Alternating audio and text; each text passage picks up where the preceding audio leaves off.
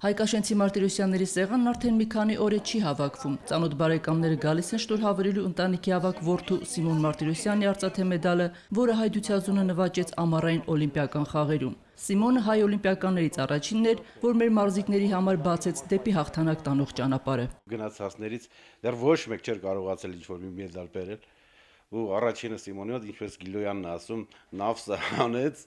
ու դրանից հետո եկան մեդալները։ Ընդամենը 7 տարի է ինչ Սիմոնը զբաղվում է ծանրամարտով։ Հայրը նախկին ծանրամարտի Գևորգ Մարտիրոսյանը, որ դեմ է եղել որդու ծանրաձողի հետ կռիվ տալու գենետիկ նախասիրությանը, այնուամենայնիվ կանխել, առավել ևս խոչընդոտել նրան չի ցանկացել։ Ավելին, Սիմոնի սերն այդ մարզաձևի նկատմամբ փոխանցվել է նաև նրա կրտսեր եղբորը Արսենին, ով էլ հաղթանակներ գրանցելով հասել է մինչև Եվրոպայի պատանիների առաջնություն եւ նվաճել փոխ-չեմպիոնի տիտղոսը։ Ավագ եղբոր հաղթանակը կրտսեր Մարտիրոսյանը բոլորինն է համարում։ Ուրախ է երկրորդ տեղի համար, որովհետև ինքը 19 տարեկաներում Իրանից բացի ամենափոքրը իրենից 5 տարի մեծ էր։ Այդ 19 տարեկանը, որ ինքը դարձավ փոխ-չեմպիոն, դա շատ մեծ բան էր։ Այնպես որ իր երկրորդ տեղը մեր համար ոսկի է։ Սիմոնին Ռիո ճանապարհելով մարզիչ Աշոտ Փիլոսյանը չէր կասկածել Սանի հաջողություններին, որ մեդալ էր բերելու վստահ է, նույնիսկ ոսկու ակնկալիք ունի, ասում է։ Երկրորդն էլի ված չի, լավ է։ Այդ տարիքում ասենք 19 տարեկանում քիչ բան չի, ասենք որ երկրորդ տեղ։ Մենք էլ ունեցել ենք երկրորդ տեղ, ասենք 80 թվին օլիմպիադային 20-րդ օլիմպիական խաղերի փոխ-չեմպիոն Յուրի Սարգսյանից հետո Սիմոնը երկրորդ հայ մարզիկն է, որ 36 տարի անց կրկին նվաճեց օլիմպիական արծաթե։ Նրա մրցելույթը հարազատների միջավայրում դիտելու համար Մոսկվայից Հայկաշեն է վերադարձել հորեղբայրը։ Ասում է պատմական պահն ապրել առանց ընտանիքի չեմ պատկերացնում։ Ոչ ուրախությունը, ոչ տխրությունը միայնակ տանել չես կարող։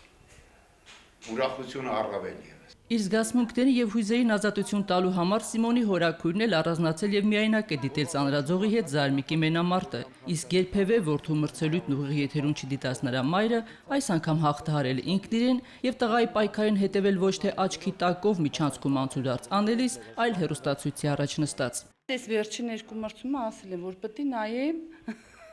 պետք է աջակցեմ Սիմոնին ու հոգեպես, sense սրտանց Աստված եմ կանչել ու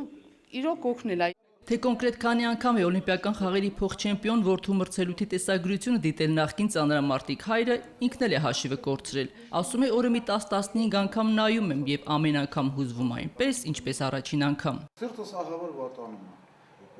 Ես եմ երևի կողից սրտից ձայնը լսել։ Օլիմպիական խաղերի փոխ-չեմպիոնն իր մարզումներն անցկացնում է Հարևան գյուղի Ջրառատի մարզասրահում։ Տարերական պայմաններից եւ անգամ մարզագույքից զուրկ այս դպրոցում մարզիկները բուն գործից բացի զբաղվում են նաեւ պայմանները բարելավելով։ Ձմեռը մտածում ենք, ոնց պիտի ջերուցվի մեր դալիճը, ժամանակա գալի են